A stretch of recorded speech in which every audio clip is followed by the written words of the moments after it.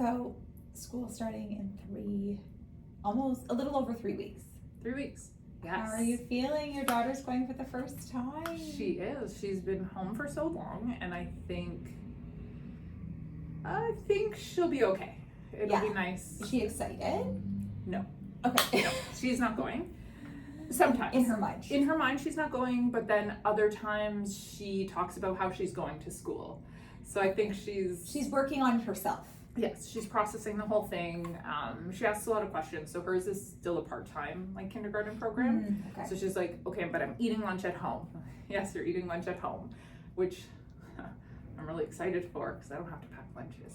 Yes, I do hate that. Yes, one of those things to prepare kids for. Are you noticing now that it's August, a lot of conversations around you are also around preparing your kids for school and getting them ready for kindergarten? I find kindergarten because that's a lot of it's a big transition, mostly for parents, right? Yes. It's their first time their kids have gone, or that child has gone to school, a real school, right? Yep. But yeah, and I remember this last year because obviously my son started kindergarten last year, but I remember having so much anxiety around is he ready? Is he able to do all of that? Because I think it feels like there's this checklist of all the things that they need to be able to do, and just I honestly felt like I spent most of August testing him. Can you open this? Put on your shoes. Can you zip up that jacket? Right? Because there was all this fear around is he going to be the one kid that can't do it? And both of our children are late year born. No, sorry, just mine. Just yours is Mine's early. Yeah. Which is why they're starting separately, which is a whole other, I think, funny thing because our kids are 2 weeks apart, I think. 2 or 3 weeks apart. 2 or 3 yeah. weeks apart, but his right at the end of the year and we're right at the beginning of the year. So he started school a whole year before her. So imagine thinking of her skill set going into school is so much different because she's a full year older than he was. Which at that age made such a big difference. Such a big difference. It was, I'm happy about that because I would have been, she was also late using the toilet. So that would have been really stressful. Right. I think she tried a preschool thing last year. So she was able to use the toilet. But it's all of these things that you have to worry about them being able to do that year is a huge difference. But the thing that I found, having now gone through that experience, was that all of the things I worried about were not even an issue. Of course, children should be potty trained and comfortable using the washroom on their own, of course, but all of those other things, the teacher, and again, I have my only experience with my son and his class, but the teachers are so supportive. Of course, if they need some help with their shoes, they'll help with their shoes. If they need some help with their snow pants, they'll get help, right? And absolutely. I found the teacher was really good at communicating. I remember we sent my son with a new pair of shoes in the fall, and they had multiple straps or whatever, and she said hey, Kate, just to let you know, these are a bit tough for him. They're tougher shoes, and so she was helping him. So we just switched out his shoes. It wasn't that he couldn't put on his shoes. It's just that we bought fancier ones that weren't the most because they have to put them on and off, right? Yep. And so we're oh, that's great feedback. Switch those shoes, no problem, right? It wasn't this huge deal. It wasn't anything to really worry about. No, and I'm noticing more in conversations personally and socially, but also actually some of the moms who come here to the clinic for support is around preparing your kindergarten kids for kindergarten. And I find it really amazing, and I wonder where these expectations or worries come from about being able to write their name or reading before kindergarten. So if you're watching this, your kids do not know how to write their name, and they do not need to know how to read. And that's not an expectation. Not even close. That's what kindergarten's for, right? To practice and develop those skills that these things will come. Is it nice that they could recognize their name to find their own cubby or something? Great, that would be great. Yeah. But writing their name, absolutely, they do. Don't spend August doing lines, writing lines, and doing that stuff. Let them play and be kids. We were just saying before, I had asked my mom about this when I went to kindergarten, and it was a minute ago, but things were very different. So the same, using the toilet and be able to do that independently, I think that's been long withstanding. Teachers are not actually allowed. Helping third, and they They're can't actually not really allowed. help 30 kids use the washroom. No. Yeah. And yeah, I think there's like intricacies here in Ontario to be registered to even be allowed to help. Yes, So absolutely. teachers are not allowed to help, fine. But outside of that, my mom's like, no, we just dropped you off. Yeah. And there was no Good luck. concerns. Yeah, have a good day. Because the idea was kids went to kindergarten to play and be around other kids a little bit. And it's so interesting because today, that's not the expectation. The expectation or like the pressure, I think, on moms is learning and academics. And them actually learning things. Not that they're not going to learn things in kindergarten, or we didn't learn things in kindergarten, because I'm sure that's where we learned how to write our names and start reading. But we never went home and did homework and stuff. And I recently had a mom asking if they should put their kindergarten, like starting kindergarten, or in Kumon, which again, around here, if you're not from around here, is like literacy support, and I think they offer math support. It's math also. support as well, yeah. But about reading, and I was like, oh, please don't. No. When I guess society has changed, but I think we really have to look back and say children and child development has not changed. So I believe kids shouldn't actually start reading until about 5 to 7 years old. That's when like their brain is ready to receive that learning. So if your child is in kindergarten, they're younger than that. Yes.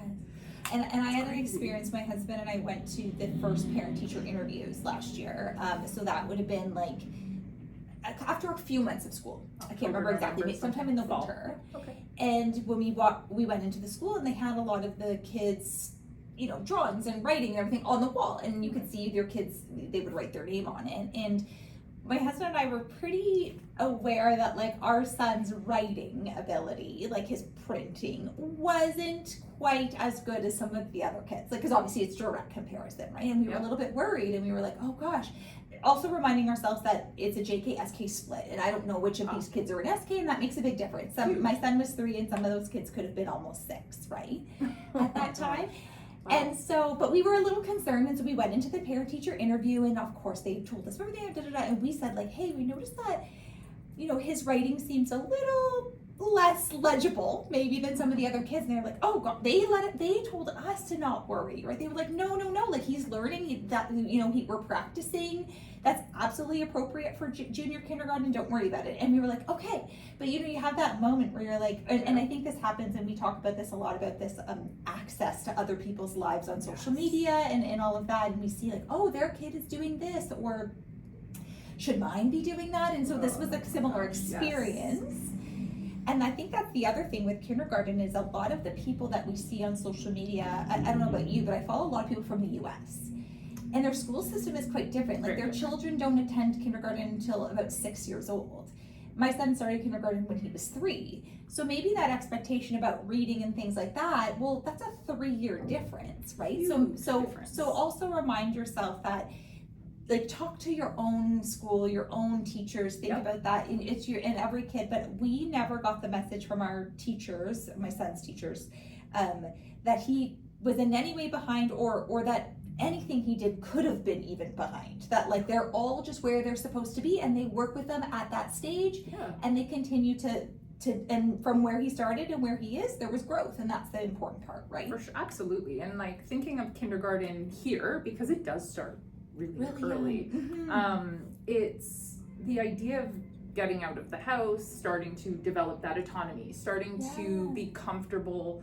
But I don't know, this is, for me, it's like that idea of them starting to love the idea of school. Yes. And as soon as we start putting so much pressure and expectation, then like, are we diminishing that already? Because like, again, like the reading and writing, a 3-year-old shouldn't be reading and writing, but we're saying, hey, you should be reading and writing. And they're like, I can't read and write. This is so hard for me, like right off the hop. Are we changing the messaging around school or their perception of themselves as learners because of this expectation that like we're doing this, right? The schools aren't, like you're saying, teachers understand where kids should be and that they shouldn't be doing this. It's like this mom and dad issue, parent issue. It's this competition is a strong word, but this idea of like, is my kid keeping up? Right? Like this, like, oh, they need to excel. I want them to be successful. And you know, there's a few times where I think back where, okay, parenting has evolved since like the 80s and 90s when we grew, like when we were kids, but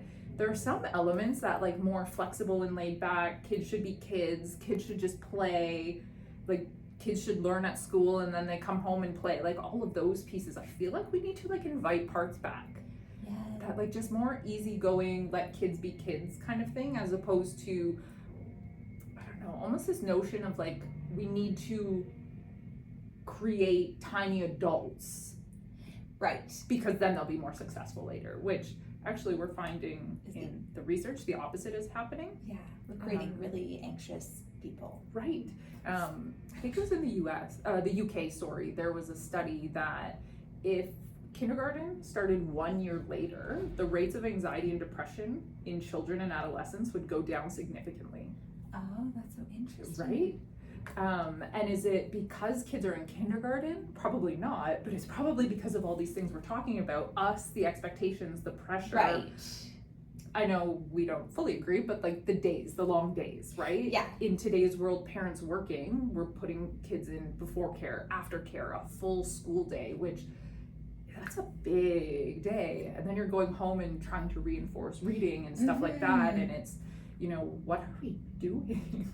And I think it'll be fun to see how our kids grow up and what life looks like for them based on just the cultural things, right? Because it was time for, him to start school, so you put him in school. It's time for her to start school, we put them in school, and we just kind of follow suit without really challenging and thinking about what am I doing? Yeah. And why, and how can we, just step back a little bit and relax and really just remember children are children. So, if you have a kindergarten kid, yes, toileting is good, wiping is good. Can they, are you sending them in clothes that they can get on and off, right?